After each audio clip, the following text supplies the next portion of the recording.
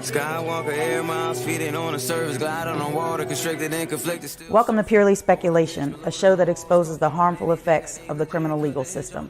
I'm your host, Heather Lewis, the Executive Director of the Reuniting Family Bail Fund and practitioner of participatory defense. On this show, you'll learn about the unspoken horrors of the criminal justice system and meet fierce allies and advocates.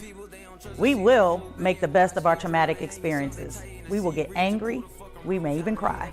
We most certainly going to laugh, but one thing's for sure, we're going to keep it real. Welcome to Purely Speculation. When I free my sins and let them loose, they was killing me, I got a scar to prove, got me paralyzed, I could even barely move. Out the way I took the pain again. Hey, y'all. Welcome to season 2, episode 10. We getting them in. We're almost there. To the end of season 2 and getting ready to just spruce up season 3. We're going to keep it rolling in 2025.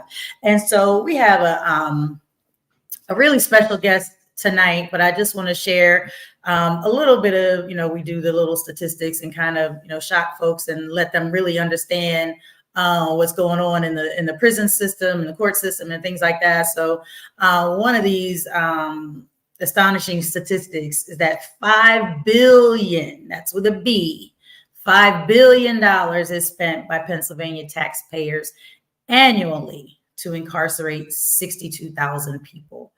And that's a prison society statistic. And our guest is the Education and Advocacy Director for the Prison Society, and my friend Leigh Owens. Hey. Hey, Heather, how are you? I'm good, Leigh. I'm gonna grind you up for a minute because I've been trying to get you on the show for like over a year now, and it had to take Noah canceling for you to get on. Yeah. Okay? With that being said, I'll go back to being your friend. Thank you for having me. So we can have a good show. I never said I wasn't flaky.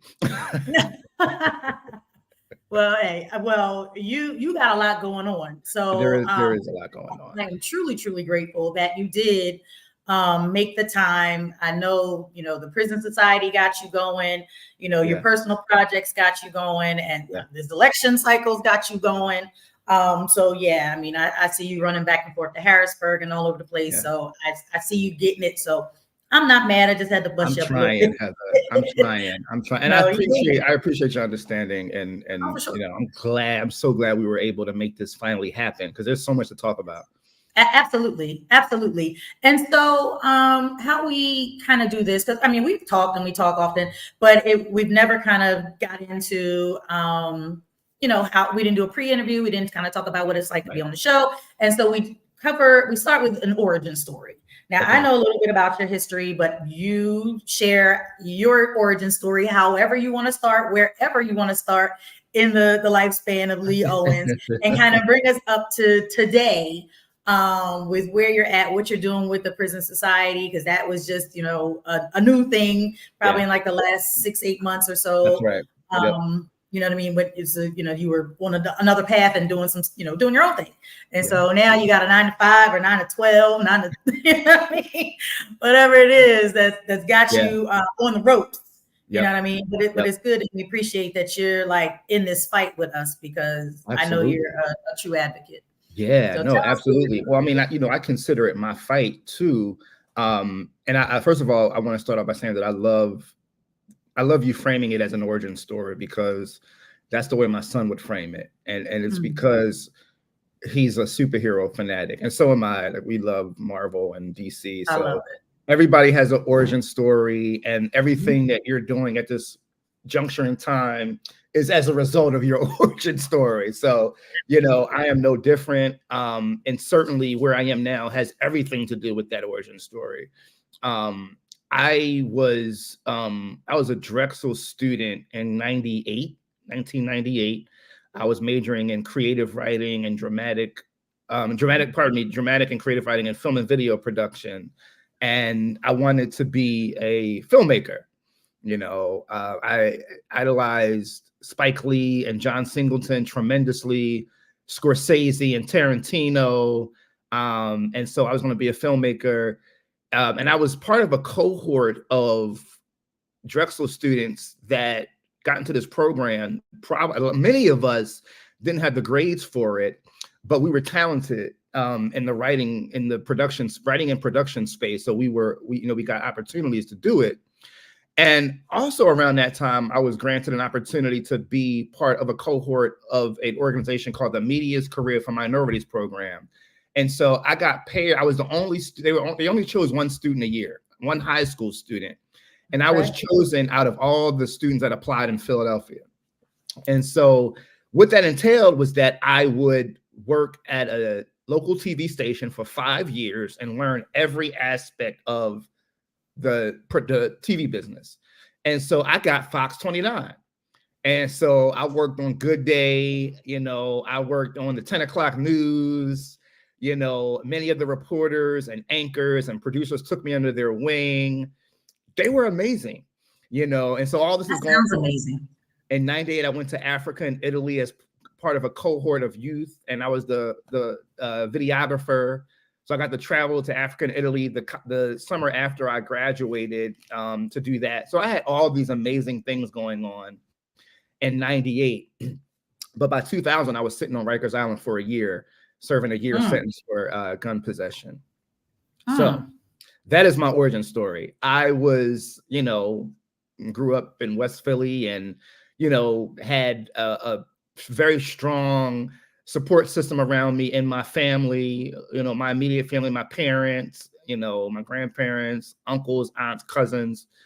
But despite all of that, I still grew up in West Philly. I still was very, very, and still am very, very hip hop, Right. And so what I'm saying is that no matter how you're raised, sometimes it can be difficult to ignore the pull of the streets, to pull of that sort of the things that you feel like you need to do.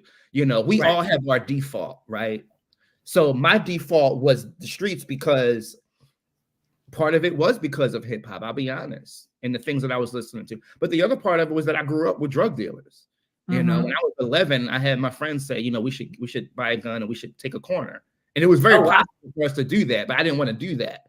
You know what I mean? So like it was all those opportunities were there, but it wasn't until I got to college and got desperate financially that I started engaging in that type of activity, because I thought it was not because I thought I was a tough guy, but because I thought I was an opportunist. I thought I could do it successfully, make decent money, not get caught.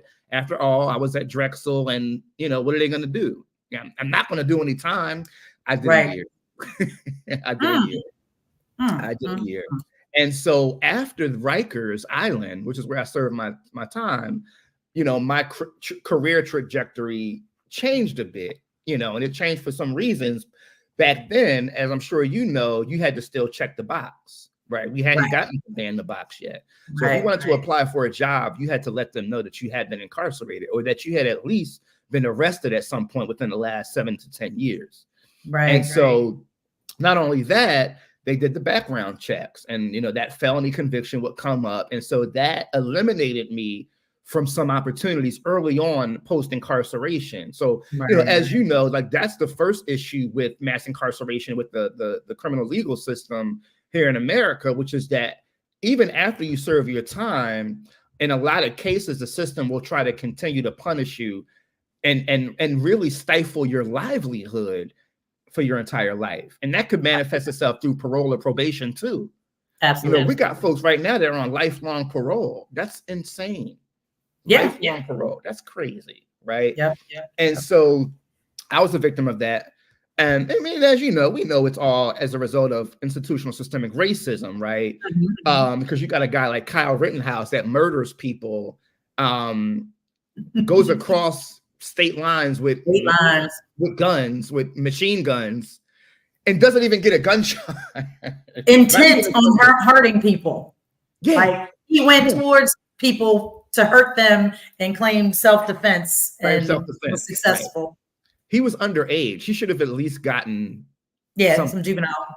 He got nothing, which is a wild. It just lets you know what we're dealing with here. So anybody that says, it's not about racism. Why are you always pulling the race card? I mean, pull the numbers. Pull the numbers. There you go. What's right is right. And so I think that, understanding that is like, you can understand why a Drexel kid with a Fox 29 internship and an Africa-Italy documentary under his belt is going to end up on Rikers Island. Right. And that can completely shift his thinking. So fast forward, 10 years, well, let's say about 7 years after Rikers, I ended up, and I had done odd jobs. I took what I could get. And I ended up at an anti-poverty organization doing answering phones and doing help desk stuff. For a software, not IT stuff, but for a software program. And so that anti-poverty work led me to get a job on the Obama campaign as a field organizer in 2008. And so that opportunity was like an anomaly, and it changed everything, right? Because up until then, I didn't have a career. I was just doing jobs, and so that wasn't how I started. I started as a college student with internships, and I had a trajectory. I had stuff that I wanted to do, things that I wanted to accomplish. Riker shifted that. And I never really got back into film and video production, but I got what I feel like is something better, which is what I honestly feel like is my calling in life, which is advocating for people, And so that's what politics did for me. That's what the electoral engagement did for me. Because up until then, I didn't even really vote. Right. Because to me, it was like, why? It doesn't matter, who's in office. When I got the job with Obama, he became president.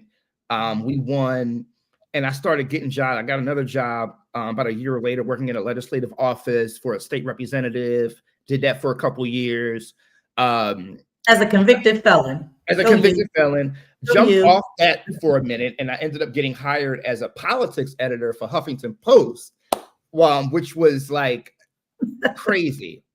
Started a blog in 2009, award-winning blog, The Urban Politico, which actually what led to the Huffington Post gig, and did that for a few years. Came back to Pennsylvania and took a job with the Wolf campaign because I wanted Corbett out, so I wanted to support Wolf. So I got a full-time job with the Wolf campaign, and then I just kept doing campaigns for a few years until 2017 when I got hired for Krasner's campaign.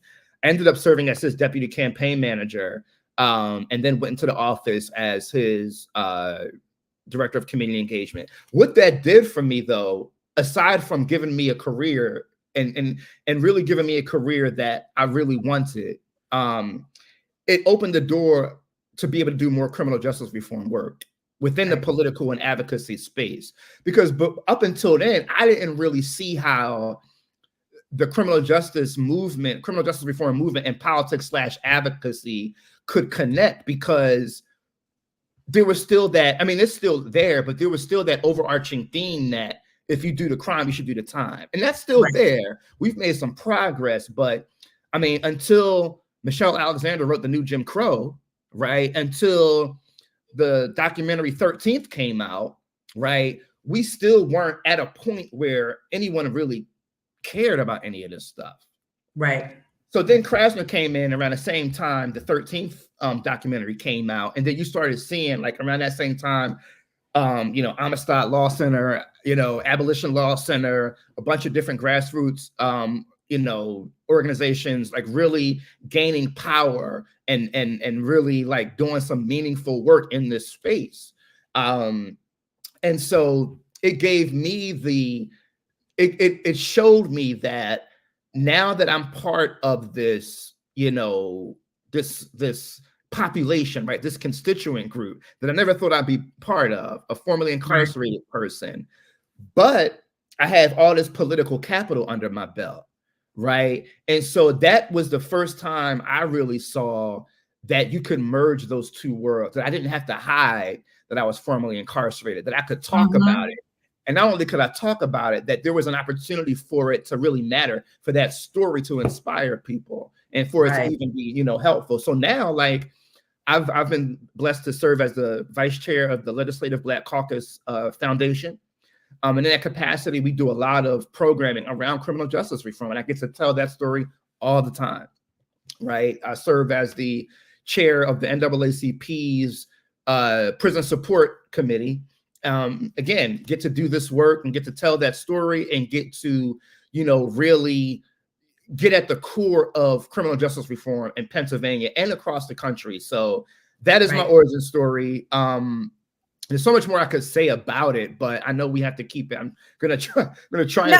I got questions. Because you're just like, you're dropping all these gems, and I'm like, you do that? Like, now I can tap in on this and tap in on that. Like, you're just giving me some stuff to give you more work.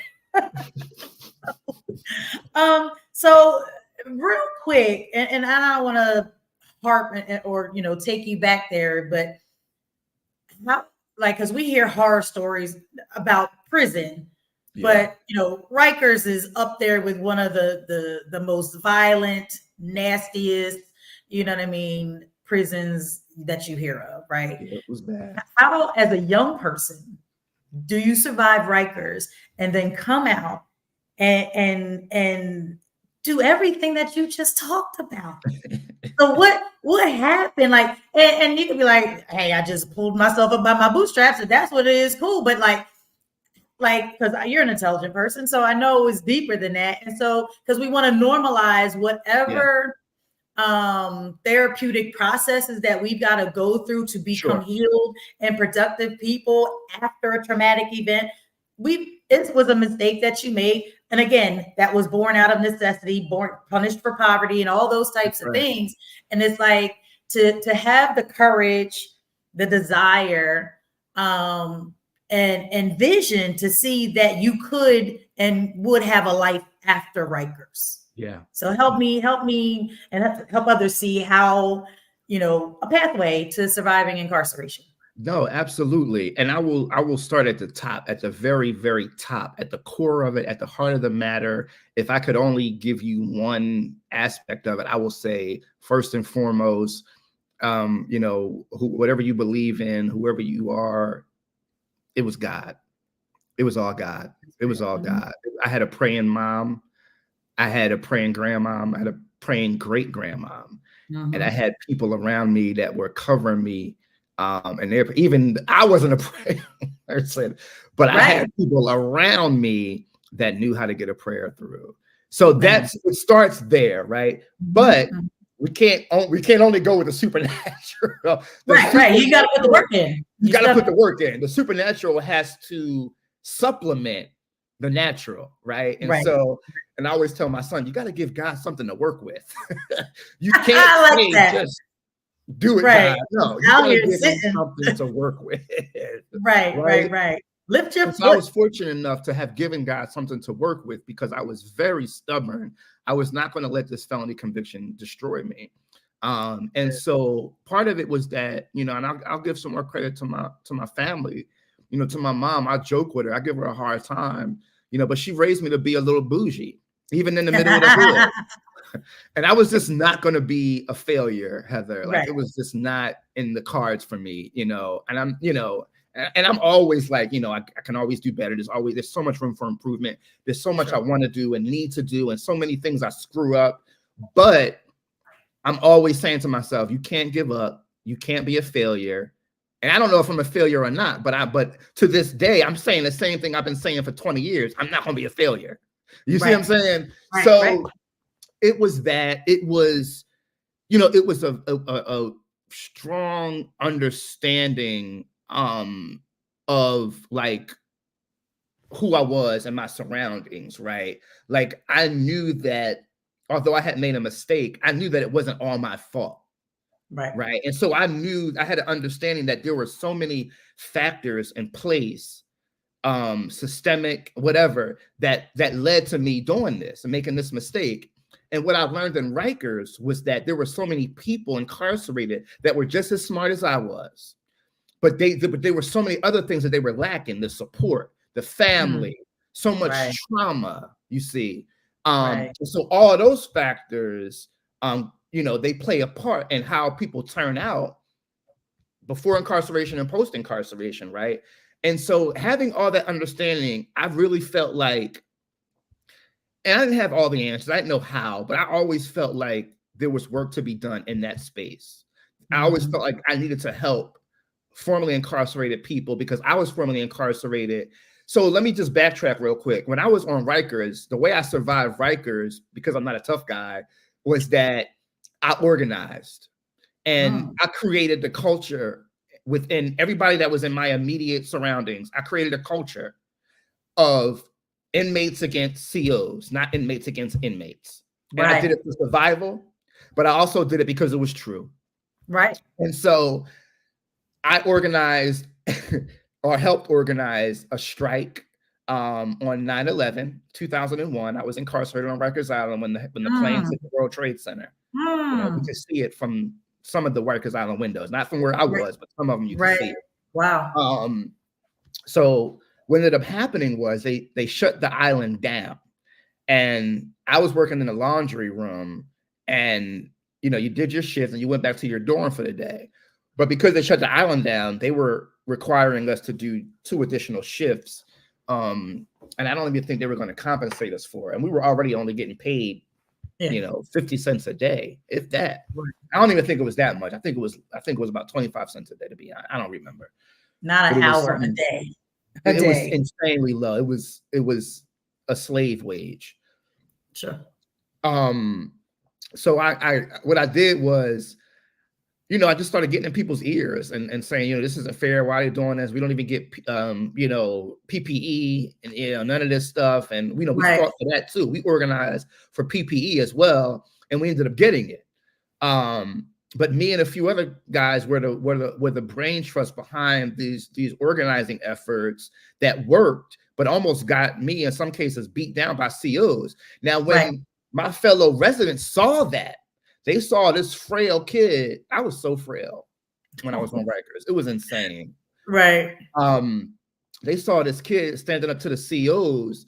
And so what they did was they gave me the same respect that they gave to the OGs and to the people that they respected, you know, to the hardest of the hard. They gave me that respect because I came into Rikers Island, probably the first person to ever do this, maybe, with an army bag full of books, maybe about 25 books. And just giving out books, reading books, doing book clubs, you know, sitting around talking about the system and what it has done to our people. When people saw that, I never had to fight anybody. I never had to do anything. Right. That's some Nelson Mandela stuff. You know what I mean? When he did 27 years on Robben Island with nothing but other masterminds of political, you know, aggression. Political discourse, right? And, like, what do you plan for? What do you talk about? You talk about freedom. You plan for freedom, right? You prepare for freedom. But Heather, I didn't know I was organizing and activizing back then.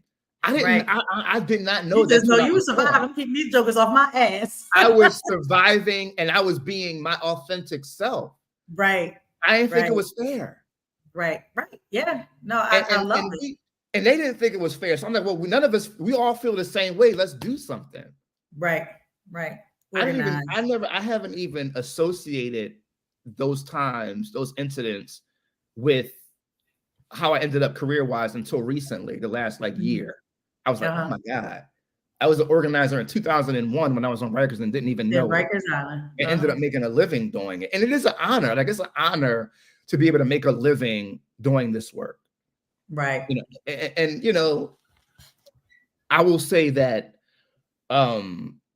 we are starved for some wins, as you know, because we're constantly fighting against this overarching theme that incarcerated individuals, anyone that has a relationship with the criminal legal system in America, doesn't deserve dignity, safety, health, protection, right? Which we know is a false narrative, right? No matter what you do. Now, let's be clear. When you think of an incarcerated person, generally you think about a murderer or a rapist, right? At worst, right? But they're not even the ones that make up most of the jail population. Right. Most of the people locked up for what? Drugs? Retail theft, drugs, and simple assault. Simple assault. That's what I was going to say. Assault. So, right. Like these people aren't dangerous to society. Like these things are all circumstantial, right? These so people are coming home back to your community. You know what I mean? Those folks convicted of homicide, they're not coming back, most likely, depending. You know what I mean? But you know, they're going to be going for a long time. We're talking about like you, a young kid caught with a firearm or caught with some drugs, or you know what I mean, getting into an argument with the girlfriend or the guy that owns the corner store. You know what I mean? Stupid stuff.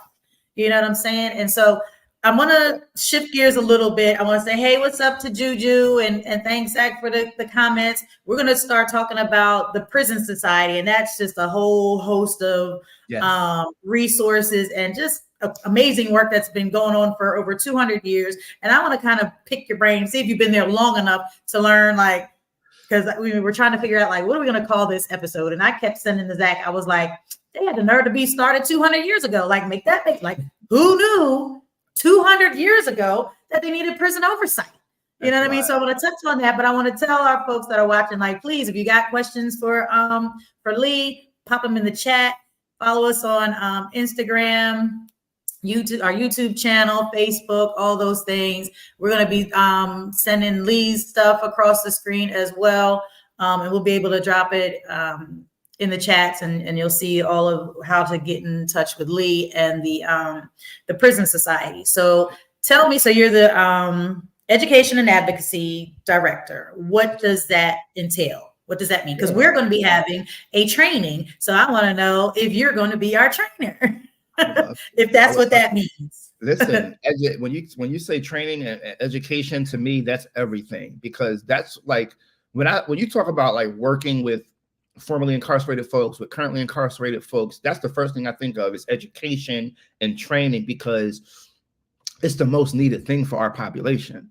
If you look at the statistics, I did a survey back in 2002 when I started Penn Franchise to see or 2001, what was the most requested thing of a formerly incarcerated person coming home for reentry.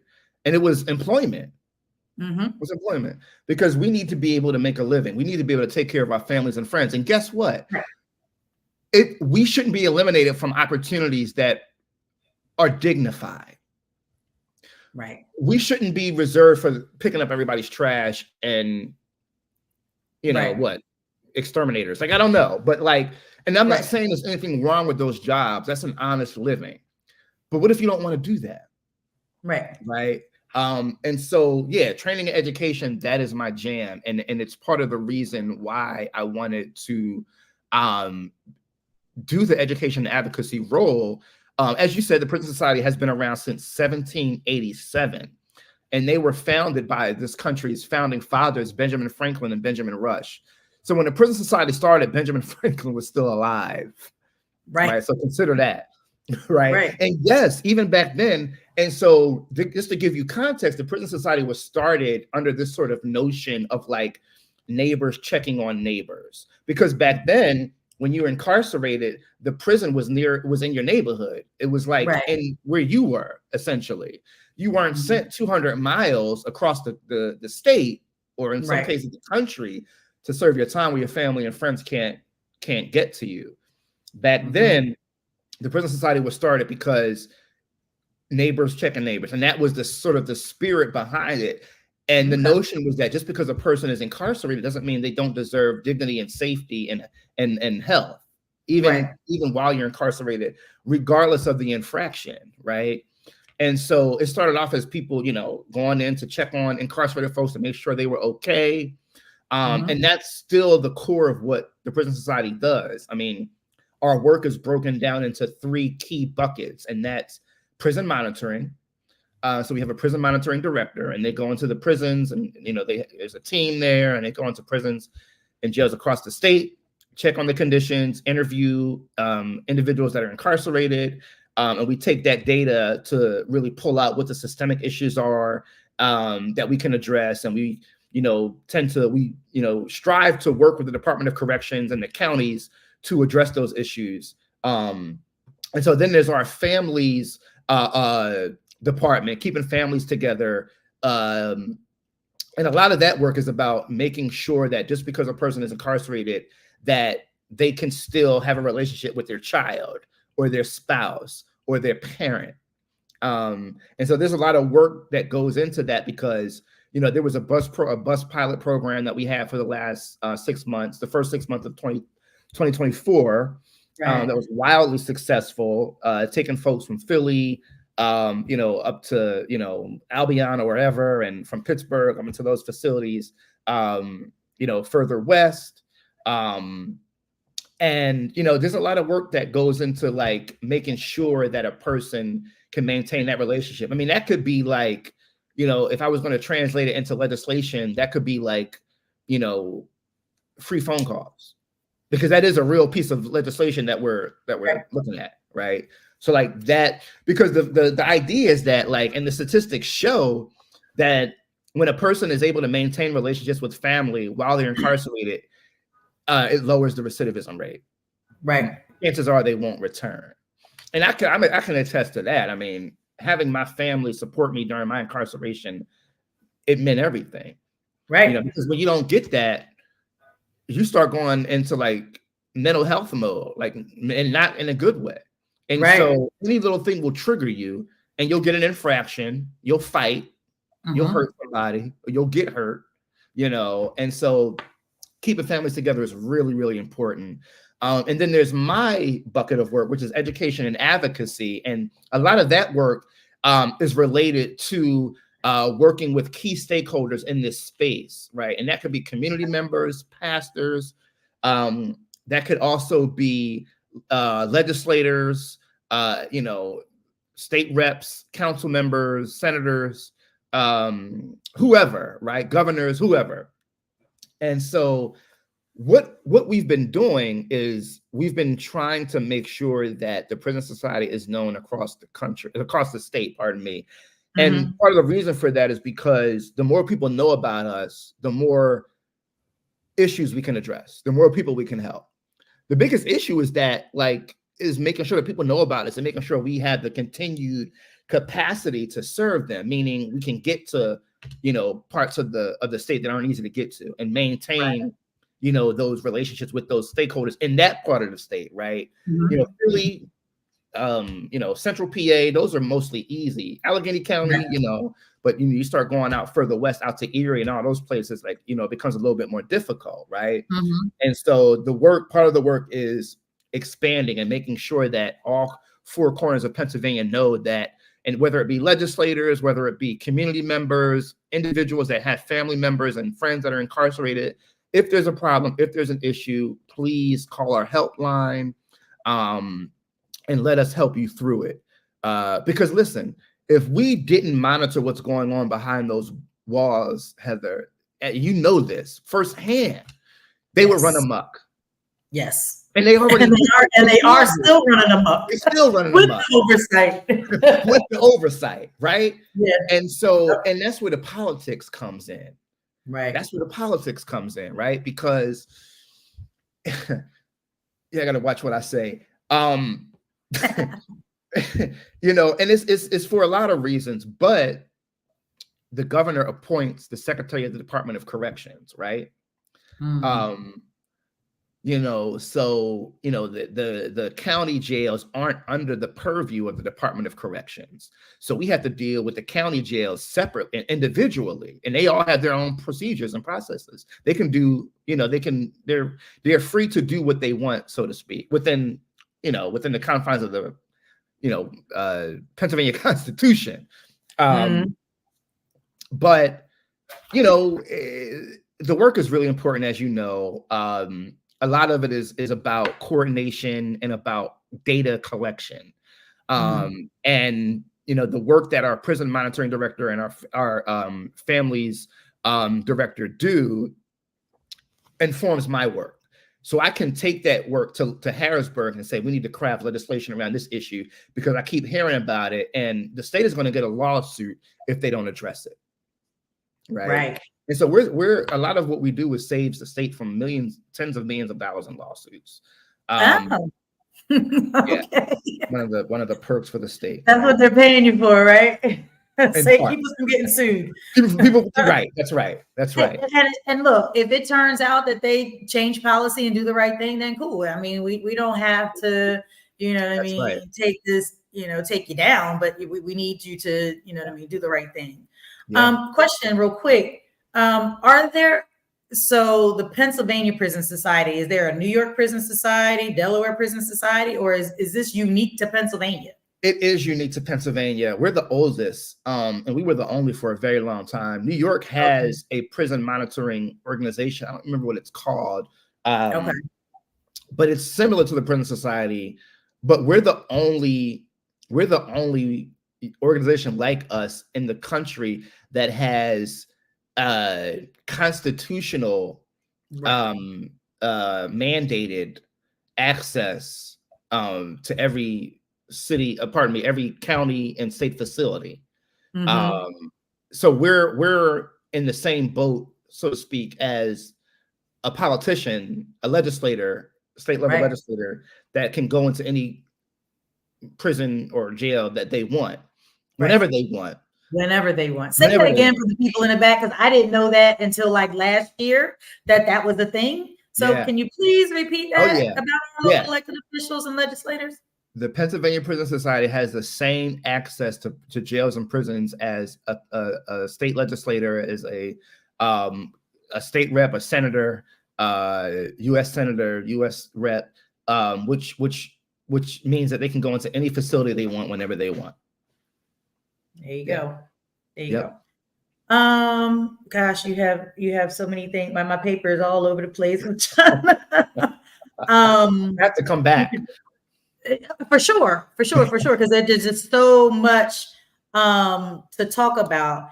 And so Zach didn't send me no message about our other commercial. So we're gonna do a quick commercial break because it kind of we're gonna talk into some of your personal stuff, and then we'll go into like your personal business and the voting and all of that. So we're gonna take a quick break because we all know that we are celebrating our 5-year anniversary this November. So you're gonna get to see our commercial every time we from now until then.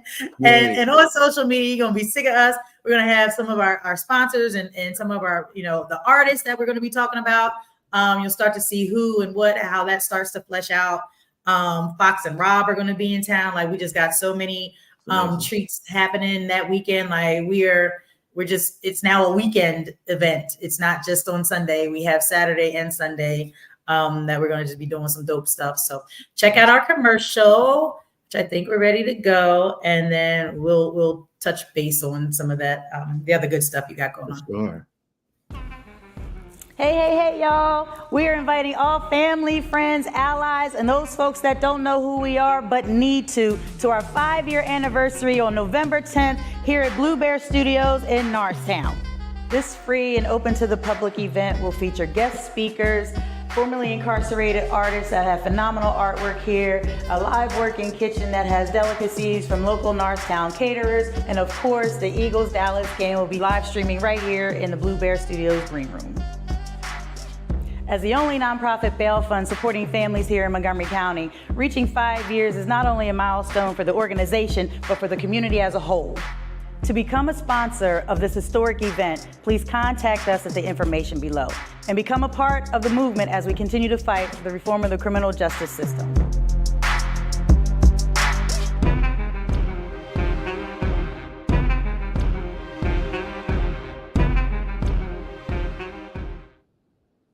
So I know you know Rev Michelle, and so she is going to be delivering. It's very informal, but we're going to call it our keynote. And that brother that was on the slide with me as well is Raj, who was the founder of Participatory Defense. So that's the work that got us involved in this space. And so like really heavy hitters. And I mentioned Fox and Rob. They are our New Orleans hub, and their journey, they video documented their journey, and it was picked up by Amazon. It was nominated for an Oscar in 2022, and she has now directed Time 2, Unfinished Business, and they're currently touring the country and the world screening this documentary, which she directed. And it's already getting awards and accolades in every space that all the film festivals and everything. So Saturday, November 9th, they will be in town. We'll be doing a screening. We're going to have some previews. So I'm going to pick your brain offline about other artists that we can bring into the space, other documentaries that we can kind of do some previews, some Q&A. But the artists, because you mentioned that in your living room that you have a plethora of Black art on your wall. And so one of the unique spaces at Blue Bear is that it's a podcast studio. So they have all these little sets that we can use. Yeah. And one of them is like a living room set. And that's going to be our incarcerated and formerly incarcerated art gallery. So any artist that's formerly incarcerated, whether they want to donate a piece or we pay them for their piece. Oh my God. Yes. Again, like you said, the traditional avenues for incarcerated and formerly incarcerated people aren't always available. That's and right. we have to, as a community, create space. But they too also, like you said, you got to give God something to work with, right? So these folks is in there painting, they're writing, they're drawing, they're sketching, they're doing all these amazing things in an ugly space. You know what I mean? I always said I had another artist on and just the beauty that was created in such a dark and oppressive space is just amazing. Like, Tupac with the rose that grew from concrete, that's the kind of stuff. And I'm here for it. I love it. I love having the capacity or the ability or the creative, awareness to try and put these spaces in real world. Absolutely. Right. So that our folks are having a safe space to land, like you said, a job, a livelihood, a mission, a goal, like how they with integrity and pride, that they can make money as an artist. And so we have to solve our own problems. We're the leaders that we're waiting for. Like if we're waiting for the cavalry, for the government, for elected officials, we're going to be waiting for a very long time. It really is up to us in every way, shape, and form. Yep. So if you've got any artists that you can think of, send them our way. Yeah, please. We're putting that together, and our board has so graciously sponsored the green room where the Eagles game is going to be playing. So that'll be going. So there's no reason why folks can't show up other than they're out of town.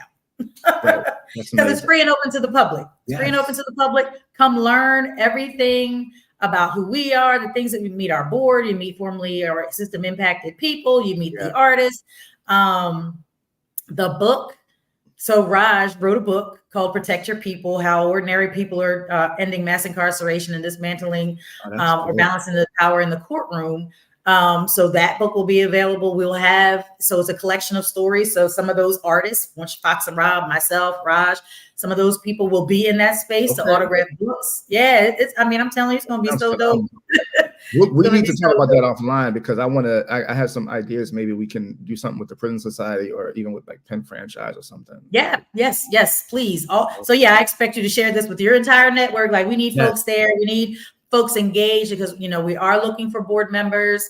We're expecting 2025 to be a really transformative year for us. And so, we want to connect and strengthen.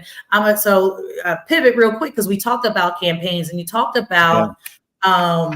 Real quick, Reverend Michelle. I got to shout Reverend Michelle out real quick because Reverend Michelle is doing some amazing voter registration work inside county jails. I mean, she is registering incarcerated people like the Terminator. I appreciate, and I'm so grateful and happy that there are folks that are like really just taking it to the next level in terms of providing that direct service because the counties aren't really trying to do it. So it takes So let's talk about that. Let's dive into that because that is also another campaign. That's a campaign. Yes. We call it Right to Hug. Y'all call it the Right to In-Person Visits because we learned over the weekend that out of the 67 counties in PA, only 2 county jails are having in-person visits. And we know Montgomery County is not one of them. No. So that partnered, we can partner that campaign with the participatory defense right to hug campaign, and you know what I mean, get that change like that. That's going to be a done deal.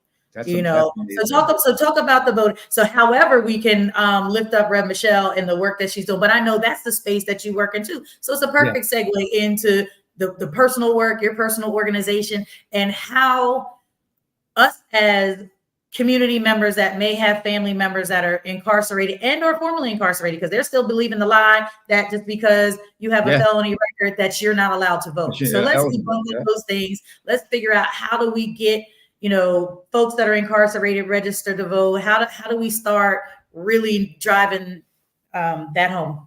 Yeah, no, absolutely, Heather. And thank you for bringing this up. So in 2021, All Voting is Local, a national organization with a strong Pennsylvania chapter, did a report in coalition with like Committee of 70, I believe Common Cause, and some other organizations. They did a report that showed that in 2020, out of roughly 30,000 people that are incarcerated at the county level, only 52 people requested a mail-in ballot.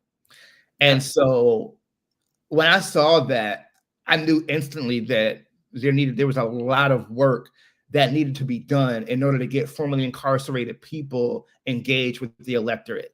And it wasn't and isn't just about wasn't just about the processes and procedures and making it available and making sure people know that they are eligible in some of those instances. It's also about the apathy that exists a lot, in part, within our community, within the carceral community, and even within the Black community and people of color community at large, right? Right. We don't trust the government like that. You know what I mean? So for us, it's like a lot of us sometimes it's like, I don't vote. I don't vote. And I don't judge people when they say that, because there was a time where I didn't. But I think at this juncture in time in 2024, we have to be a little smarter, a little wiser, and realize and understand that it's never been easier to do it because of mail-in and no excuse absentee ballot, and B, if the vote didn't matter, then there wouldn't be so many conservatives trying to take that right away from us. I won't even say conservatives. I will say racists. Let's call it what it is. Yeah, call it what it is. Take that right away. Because they do it every election. Every year, there's a nasty piece of legislation that tries to limit who can vote and who can't, right? And so it's easy with incarcerated people because nobody likes us. It's easy to say they shouldn't be able to vote. Everybody accepts it without question. Right, that you should have zero rights. Yeah, you just accept it because it's like, oh, okay, they did something wrong. So yeah, you're right. They shouldn't be able to vote. But is that really? Shouldn't they? Shouldn't they? I mean, they are still being affected by the policies and procedures that go into place by elected officials. Many of those policies and procedures historically have led to mass incarceration, right? So when our people begin to understand that more, they begin to take more ownership over who their electeds are, whether it's at the federal level or whether it's at the hyper local level. And so for me, when I saw that, it was like, all right, this is what we need to do. Okay, because as I shared my origin story, a relationship with the electoral process is what saved my career. What gave me a career and saved my life. So for me, it wasn't just about casting a vote. It was about the power to work and to make a living, trying to get someone elected that you believe in and that is going to help you when they get in office and help your people. Right. And yeah, we know politicians lie. We know they say they're going to do something during the campaign, and then when they get elected, you never see them until the next election. We know that. Not all, but many, right? We know that. But the reason why the electoral process is so important, and I'll get to that in a second. So I saw that report. I'm getting ahead of myself. And, I decided that I wanted to start this organization that works specifically to register incarcerated people that are eligible at the county level. right? So as I began to flush the idea out more in depth, it became more about not registering voters, but realizing that the reason why only 52 people requested that mail-in ballot is because many of them didn't know that they needed to vote, that they could vote, and many of them didn't even know that you could vote via no excuse absentee ballot, right? And so I started Penn Franchise in 2021, in 2021, and our mission is to it's a few things, right? Is to get a bill passed that's going to codify and create those processes and procedures for voting at the county level. There's also a bill at the state level that's going to give voting rights to folks that are serving felony time, right? So that's a separate bill. But the day-to-day is more like, we're building relationships with county commissioners, right? We're encouraging them to allow us or other grassroots organizations to go into those facilities and do voter registration. But not just voter registration. We created a curriculum. We created a training, right? So the curriculum is about like, why should this matter? Why should you vote, right? And a lot of that information is related to the fact that you're incarcerated and the reasons for that. Systemic racism, right? Lack of educational opportunities, lack of employment and training opportunities, right? The proliferation of guns and alcohol and drugs in our community, and so many other things, just post-traumatic stress disorder that exists, because of institutional systemic racism and living in war zones like many of us do. Right. So all that leads to incarceration, right? So understanding the elected officials' role in that culture, is empowering. And you realize that it's not just about an elected official per se, but through that knowledge, through that information, and through that power, through the trainings, we're grooming people to run for office themselves, to be campaign managers, which is something that I've done. I've been a digital director. I've been a communications director.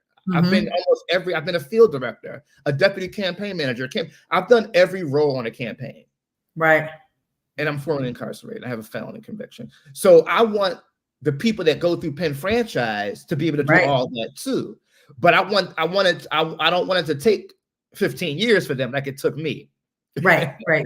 And I love the fact that you're framing it as an education piece, because you can register somebody to vote, but if they don't buy into exactly what you just said, then it's useless. You know what I mean? It's a waste of time if folks don't buy. And I don't want to say buy in and just like they're getting duped, but you have to understand the process. You have to digest it, and realize that, okay, we know that the two-party system isn't the best two-party system, but if you're not engaged in that, then it's still going to be that two-party system. That's right. You know what I mean? So in order to make change within that system, you have to be in it. You have to be active. You have to be moving around, exercising your right in that. And so I love the fact that you guys are going in and educating folks. And I'm just going to say jury duty, as far as I'm just going to say that word. I'm just going to say that. But it's in the same instance, the same passion, that we have to be in those spaces, because if we're not in those spaces, it's going to be occupied for somebody that doesn't look like us. That's exactly right. And doesn't have our experience, right? Exactly. And that's what it's about, because getting people like Larry Krasner elected, right?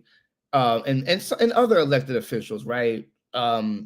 Getting those people elected has meant that literally you can talk about Black Cannabis Week, right? About the conference last week, right? Or like Black equity and recreational use of cannabis and medical use as it's becoming a thing, right? Right.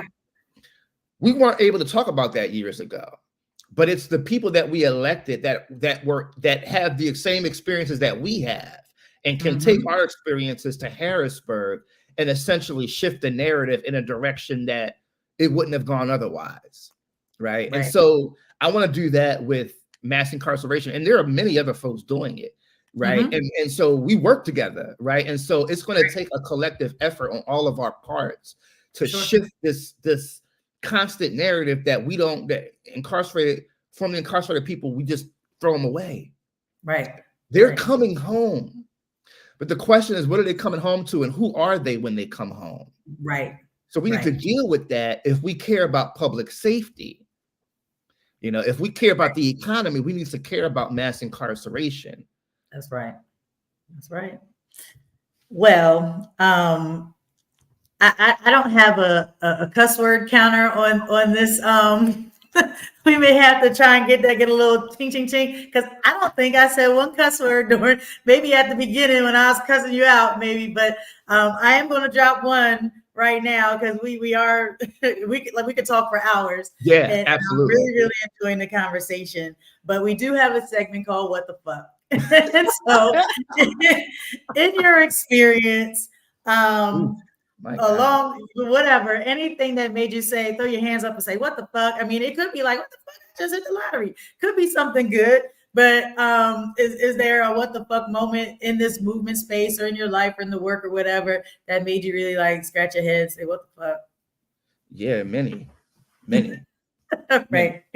I'll give you two, one positive and one negative. Is that all right? That's all right. So the positive one is quick. When I started Penn Franchise in 2021, I never thought that I'd be able to be the executive director of an organization, of almost fully funded organization for 2 years, 2+ years, right? And that happened because Black-led organizations, unions, progressives all came together to fund this work. Right. And it was a WTF moment for me, because I never thought that was possible. Like, y'all believing in me like that? I was like,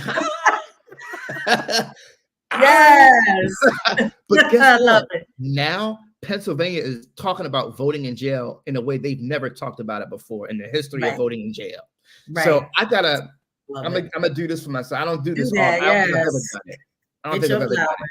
But it's part of the work that myself, Reverend Michelle, State Representative Rick Krajewski, Napoleon Nelson, Donna Bullock, Chris Rabb, and many others, councilmen, you know, it's the work that we collectively did, you know. And they'll say that, yeah, you started and you led it. They'll say that, you know, but what I say is, yeah, but I couldn't have, they would have never gotten to this point without you guys, ever.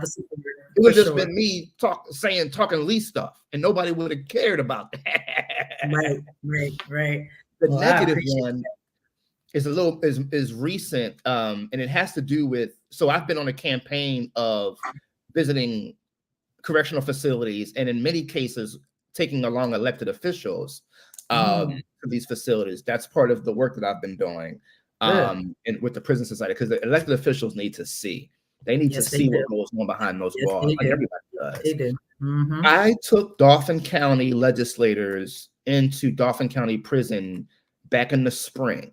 And we did a tour. We did a walkthrough, and Heather, something said, because we get to choose where we want to go. We want to see the mess hall. We want to see the cafeteria. We want to see some of the cell blocks so we can interview the folks.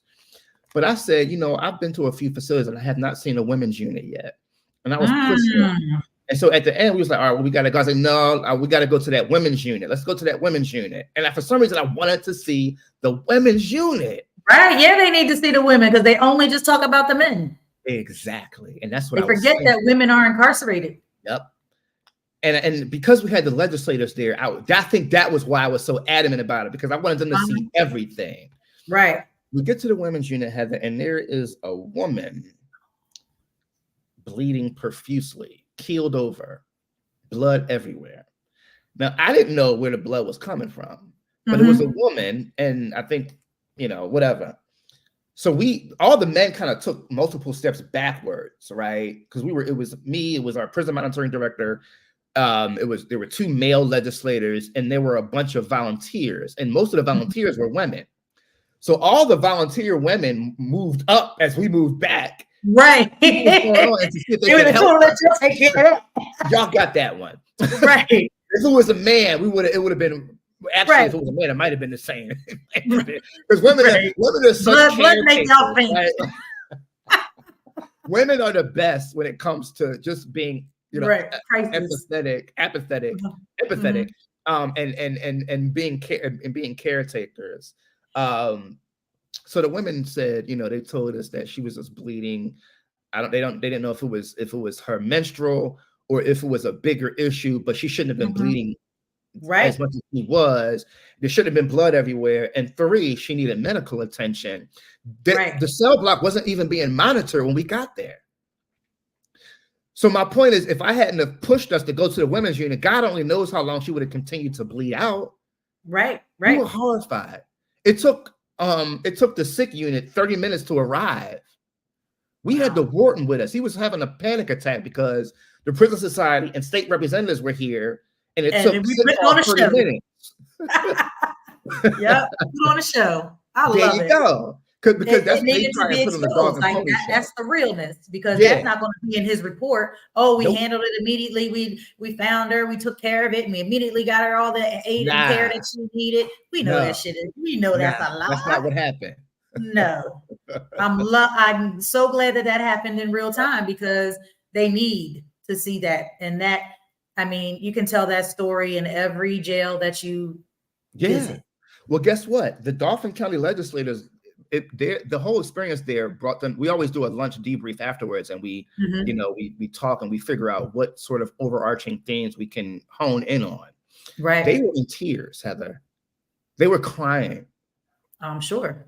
Because it's almost unbearable to watch. I mean, think about, it's unbearable to live through that, but it's a culture shock if you've never visited a correctional facility. For me, it's triggering because I'm too able to put myself in their position, and I almost feel like I'm back there. Right. Because when I see how they have to live, I go right into what if it was like that when I was on Rikers? Like thinking about myself dealing with that same issue on Rikers, I'm like, I wouldn't be able to deal with it. I don't know what I would do. And here's the thing. Here's the takeaway. And I'm talking specifically about Dauphin County. I'm talking specifically about Philly County facilities. Rikers Island has the reputation, right? And it's bad. I live there. These facilities here are worse. Wow. WTF. That I forgot that that's what we was talking about. That's my what the fuck. Like, man, I totally lost that was what it was. And that's major. That is major. And I'm so happy and grateful that you are in that position, that you have that lived experience, that you are even tapped into that nudging to go see the women's facility. Yeah. You know what I'm saying? So I appreciate you more than you know. I appreciate the compassion and the vulnerability, because I know some folks that are in our hub, they're triggered. They can't even do court watching. You know what I mean? And the fact that you're going back into prison willingly on a regular basis and subjecting yourself to that, witnessing the trauma, all over again, albeit for a great cause and a great reason, that you're going back and you're grabbing your folks, and that is commendable. I'm gonna get you some flowers when I see you on the 10th, because that truly is a calling, and you're answering the call, and I love it because you're doing it well. I mean, you're taking care of yourself. You know what I mean? And that's the only way you can do it. I mean, we can go into self-care and all that kind of stuff. But I know that you're doing it, and I'm just so appreciative of this. And so, yes, we will definitely have you on in season 3. Season 3 is going to have some phenomenal new additions. But before we go, we want to shout out Jeff Smith, who was with Monco Normal. We were talking about cannabis. He was our guest on season 9. And some interesting, we need folks in all the lanes and all the spaces. Yep. Their focus may be a little more narrow than what our focus might be, but if they're amplifying, exactly. So many people were locked up and that's why I wanted us to do Black Cannabis Week, because so many people were incarcerated, Black people in particular. I mean, we're talking about from the 20s and 30s. I mean, Art Tatum, you know what I mean? Like people like that in the jazz, they were getting arrested for weed back then. Right. Yeah. It's always been a tool, a mechanism to enforce mass incarceration. Right. Always. Absolutely. Absolutely. So folks, like, follow, share us on our social media, follow the Prison Society. Their website is a whole host of data and statistics and stories and ways to get involved. If you need support, you can email them or call. It's super helpful. People answer the phone, they call you back, they email you back, they respond. So yes, the Prison Society is a gem. Shout out to William Penn for thinking of it and getting it in the Constitution and giving Pennsylvania some good shit. That was a good look. Yeah, it definitely was a good look, but I guess he knew what was coming. That's right. He knew what was coming, yes, and his peers and the spirit and how they dealt with people that are incarcerated. He knew that this needed to be something that was a safety that was built in. So we appreciate that. And we're going to be having, so anybody that's interested in being a volunteer, prison monitor here in Montgomery County, hit us up. We'll make sure you have all the information. We're going to do a training so that we can get MCCF under that scrutiny and making sure that we're getting those in-person visits and that our women that are incarcerated in the women's side are getting the care that they need. Great. Don't hang up. We're going to say peace out to you all, and we will see you next month. Thank you for tuning in to this episode of Purely Speculation. If you learned something, share something. Please like, follow, and share this show. The more our communities know, the more they are empowered, and the faster we can create change. Purely Speculation would not be made possible without the generous support of the Community Justice Exchange, the Health Sparks Frank E. Boston Black Justice Fund, Philadelphia Foundation, and Reform Alliance. Thank you. Booyah. Intuition different, already lived and dreamt it. Visions make my vision clear as I'm jogging through this fog of life. Fog light with the fox head, body and I'm all set. Baby, can you be my Cardi B on an offset? Toast we got itself, we build it still material.